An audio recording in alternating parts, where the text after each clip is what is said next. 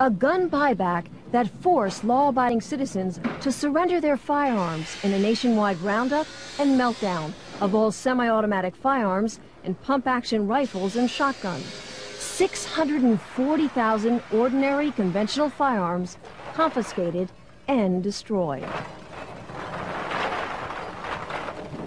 It was an absolute joke and a tragedy. I actually turned in 3 firearms, and it broke my heart. I mean, it was 40 years of collecting, and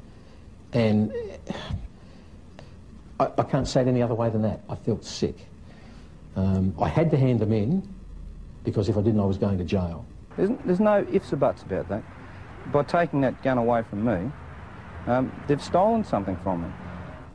A right stolen by their government, promising safety in return for its gun bans. But now citizens know the frightening truth. The cost of lost liberty can be measured in the loss of life. It's become very, very obvious, even to Blind Freddy, that the expenditure of $500 million has done absolutely nothing to reduce crime. It certainly didn't do what the government touted it would do, which was to reduce crime. It hasn't done that at all. In fact, there's been more. This has been a lot of bull and hasn't really done much to help society and with its problems. Cold, hard facts the anti-gun forces can no longer escape. Armed robberies have skyrocketed, up 69%. Assaults involving guns rose 28%. Gun murders increased 19%. And a new phenomenon, home invasions jumped 21%. An increase politicians insist they can't explain because they're still trying to legally define what a home invasion is and what the penalty should be.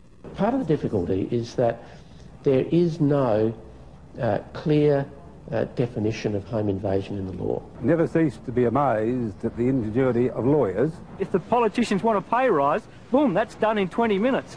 But to define home invasion, what a joke.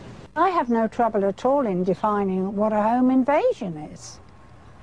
I think if someone sets their foot inside your door uninvited, they are invading your home and your privacy. And victims who have survived home invasions don't need a definition. They've lived through hours of terror. Arthur Field was tied up, his hands and feet taped, his phone lines cut, while 2 robbers ransacked his house. And they jumped on me and knelt on my chest and grabbed me around the throat because I immediately started calling out, help. I don't know how many men, they start smashing the windows. There was a lot of glass shattering, a lot of noise outside, and I stood in the kitchen, I was trembling. The Zawadzkis remember thugs running through their home, demanding money and threatening to kill them. Mr. Zawadzki says if he had a firearm, the suspects never would have gotten away. Do you will stand waiting till you get killed?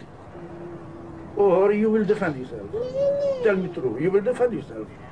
Scars that never heal, citizens left powerless, but it's criminals who have been empowered and emboldened by the new gun laws because the innocent can't fight back. What's happening today is that the offender, the bad guys, are happy to break into somebody's house. They're not frightened to break into somebody's house while they're at home. Citizens denied the right to protect themselves by a justice system that won't. Well, my opinion of the legal system here is it's absolutely weak. Weak as water. I mean, it's because they've just got no backbone. That the sentencing for various crimes is just pathetic. And police who can't. They're undermanned and morale has never been lower.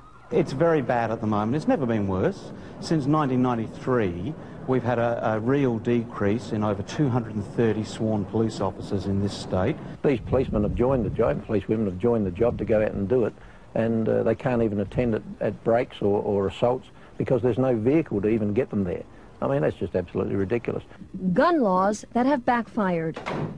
And Australians who have been forced to hide behind bars and deadbolts. Some are even installing extensive security systems because the firearms they still own that haven't been banned have to be locked up, unloaded, and unavailable.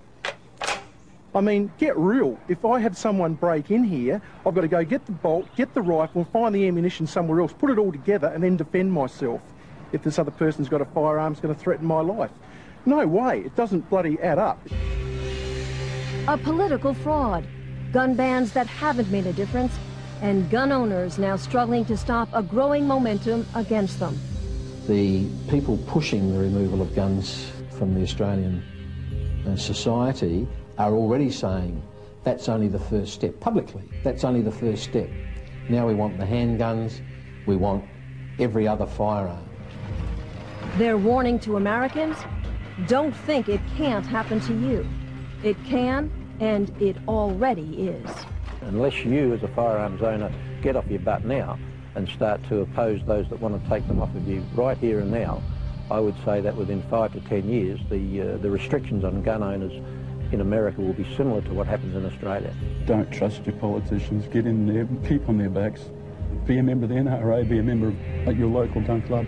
Be part of the NRA and never, ever, ever give up your freedoms, because that's, in the end, that's all you've got. If you think you have rights, tomorrow the government can take them away from you. I think the Americans have to be very, very careful, because, you know, their rights will be quickly eroded, as ours have, and we don't have a chance in hell of getting those rights back.